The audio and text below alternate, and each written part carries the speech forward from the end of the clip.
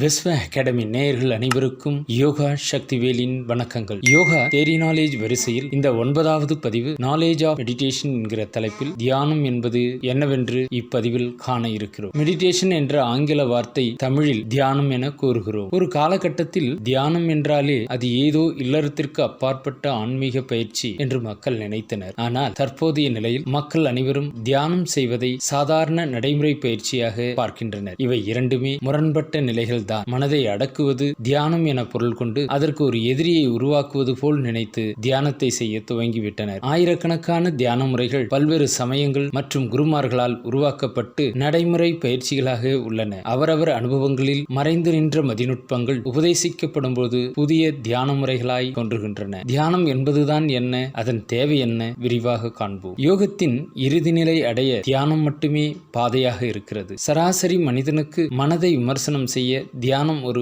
கருவியாக இருக்கிறது. எல்லா தியான முறைகளும் மனிதனை உண்மையான தியானத்திற்கு அழைத்து செல்ல முடியாது. அவை அனைத்தும் அறிய உதவும் முயற்சிகளுக்கான நுட்பங்களே. உண்மையான தியானம் என்பது பயிற்சி செய்வதால் கிடைக்கும் பொருள் அல்ல, தன்னுணர்வு முயற்சியால் தனக்குள் நிகழும் ஒரு நிலையே தியானம். தியானத்தின் தேவை என்பது பொதுவாக எதுவும் இல்லை. ஆனால் தன்னையும் தன்னை சுற்றியுள்ள பிரபஞ்சத்தையும் ஒருவன் அறிய முற்படும் போது அதற்கான முயற்சிகளில் தியானம் நிகழ்கிறது, அவ்வளவே. ஆனால் பெரும்பாலானோர் தன்னை மெய்மறக்க வைக்கும் செயலையே தியானம் என்று நினைத்து மீண்டும் மீண்டும் அதிலேயே மூழ்கி தியானத்தின் நிலையை இழந்து விடுகின்றனர். பாமரன் பக்தி என்ற ஒன்றில் தன்னை மெய்மறக்கிறார். அறிஞன் தத்துவம் பேசியே தன்னிலையை மெய்மறக்கிறார். யோகி தவம் என்ற ஒன்றில் மூழ்கி மெய்மறந்து வாழ்கிறார். இவை அனைத்திலும் தன்னை உணர்ந்து சும்மா இருப்பவனே ஞானி ஆகிறான். ஆக இது ஆன்மீகத்தின் சாராம்சம். லௌகீகம் எனப்படுவதில் தியானம் என்ற பெயரில் எல்லோரும் மனதை திட்டிக் கொண்டே ஆயிரக்கணக்கான நுட்ப வழிமுறைகளில் தான் செய்வது மட்டுமே சிறந்தது என வாதித்து தியானத்தின் எல்லையை கூட அடையாமல் மனதின் ஒருமைத்தன்மையை தியானம் என்று தவறாக கூறிக்கொண்டு அவரவர் முயற்சிகளால் தம் உடலில் பெருக்கெடுத்த பரவசத்தை சுரப்பிகளின் ஆளுமை தன்மைகளால் உண்டாகும் ரசாயன மாற்றத்தை அனுபவித்துக் கொண்டே தன்னை ஆன்மீகவாதி என அடையாளப்படுத்திக் கொள்கின்றனர். இதையும் கடந்த வேடங்கள் தான் சமயங்களால் உண்டாகும் அடையாளப்படுத்தல் எனப்படும் ஆன்ம நேயர்கள் ஆவர். இவர்கள்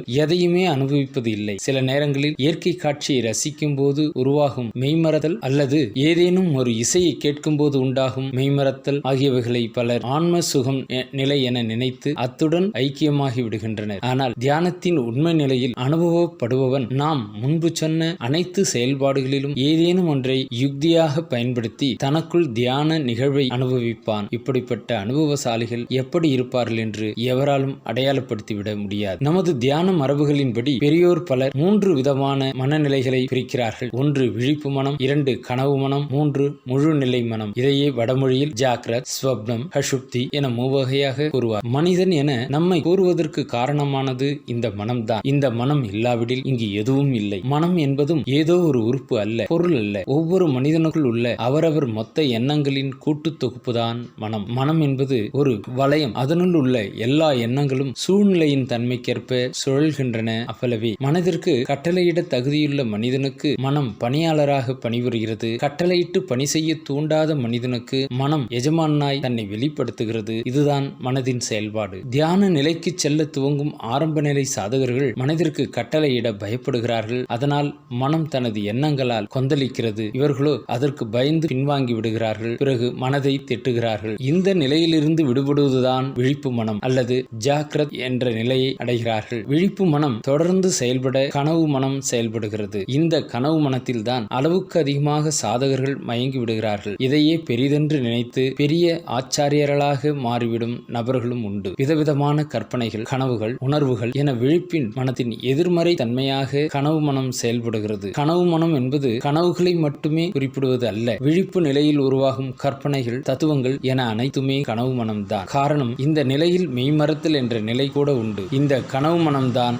ஸ்வப்னம் என்று கூறப்படுகிறது. கனவு மனத்தை புறந்தள்ளி விழிப்பு மனம் தொடர்ந்து செயல்பட பூரண மனத்தை தன்னுள் நிறைவு கொண்டு இயங்கும் ஆழ்நிலை மனமே முழுநிலை மனம் என்றும் கஷுப்தி என்றும் கூறப்படுகிறது. இந்த முழுநிலை மனம் என்ற ஒன்று உருவாகும் போது நம் எண்ணங்கள் எதுவும் அதனுடன் வருவதில்லை. ஸ்வப்னம் என கூறப்படும் கனவு மனத்தோடு அவை கலந்து மறைந்து விடுகின்றன. ஆனால் நாம் அதன் வழியாகத்தான் பயணம் செய்து வர வேண்டியவர்களாக இருக்கிறோம். இந்த முழுநிலை மனம் நம்முடையது அல்ல, பொதுவான பிரபஞ்ச மனம். இந்த பிரபஞ்ச மனத்தின் நிலையே மூன்றாகவும் இரண்டாகவும் மாறுகிறது, ஒன்றாகவும் இருக்கிறது. அப்போது அறிபவன், அறிவு, அறியப்படும் பொருள் ஆகிய 3 நிலைகளிலும் இருந்து பின் கடந்து ஒன்றாகி நிற்கும் தன் அறிவே தியானம் ஆகும். உண்மையான தியானத்தின் நிகழ்வை அடைய நாம் எத்தனையோ ஆயிரக்கணக்கான கனவு மனத்தை கடந்து வர வேண்டியுள்ளது. ஆரம்ப நிலையில் அதற்கு விழிப்பு மனம் அவசியமாகிறது. அதற்கு உதவியாக இருப்பது தான் சாதாரணமாக கூறப்படும் தியான பயிற்சி முறைகள் ஆகும். ஆரம்ப நிலையில் தொடர் நிகழ்வாக நம்மை நாமே பார்க்க துவங்கும் போது நம் மனச்செயல் நின்று நாம் இல்லாமல் ஆகிவிடுவது போன்ற ஒரு தருணம் எல்லோருக்கும் ஏற்படுவது உண்டு. அந்த நிலையில் பலர் உடனே துள்ளி குதிப்பார்கள். மனதை அடக்கிவிட்டேன், மனம் எனக்கு அடங்கிவிட்டது என்று கூறுவார்கள். இது விழிப்பு மனம் அல்ல, விழிப்பு மனத்திலிருந்து வழுக்கி விழுந்த மனமே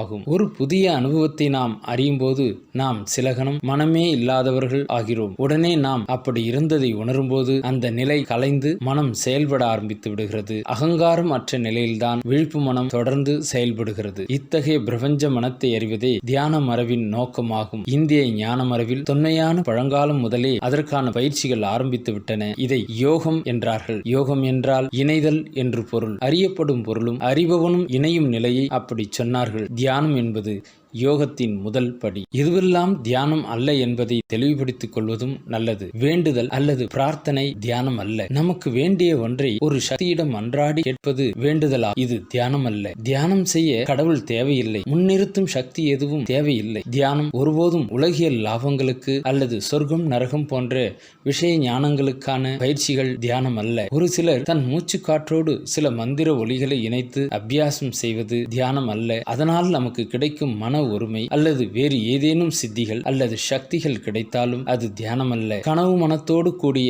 ஒரு மாயை மட்டுமே. இது தவிர இவை எதுவும் தியானம் அல்ல. மனம் அமைதிப்படுத்தும் பயிற்சிகள் தியானம் அல்ல. சரியான தியானம் இதுதான் என்று எதுவுமே இல்லை. ஆனால் விடாப்பிடியாக வைராக்கியத்துடன் ஏதோ ஒன்றை கூர்ந்து கவனித்து அபியாசம் செய்தால் அதுவே பிரபஞ்ச மனம் எனும் நிலையை அடைய உதவும் தியானமாக மாறும். மனதை தொடர்ந்து ஒன்றி குவிப்பது, பின் அதையே கவனிப்பது, பின் அதிலேயே கரைந்து விடுவது என்று 3 படிகளாக சரியான தியான முறையை விவரிக்கலாம். இத்தகைய அம்சங்களை அனுபவிக்க குரு ஒருவரின் வழிகாட்டுதலால் நம்மால் அடைய முடியும். இதனால்தான் பெரியோர் மாதா, பிதா, குரு, தெய்வம் என்று விளக்கினார்கள். நாம் வேறு வகை அர்த்தம் கொள்கிறோம். மாதாவிடம் ஐயம் கொண்ட பிதாவின் அணு குருவின் மூலம் வழிகாட்ட தெய்வீக நிலை அடையும் என்பதே இதன் தாத்பரியம். இத்தகைய அறிதல் மூலம் அனைத்து அம்சங்களையும் கடந்து வருவதே தியானம். தியானம் மெல்ல மெல்ல பல காலமாக உங்களில் நிகழ்ந்து ஒரு கட்டத்தில் நாம் அதை அறிவோம். என்றோ ஒரு நாள் ஒரு கணத்தில் அறிய போவதை எத்தனை படித்தாலும் விவரித்தாலும் விவாதித்தாலும் அறிய முடியாத ஒன்றே தியானம். இதுடன் இப்பதிவை நிறைவு செய்வோம். மீண்டும் அடுத்த பதிவில் சந்திப்போம். வணக்கம்.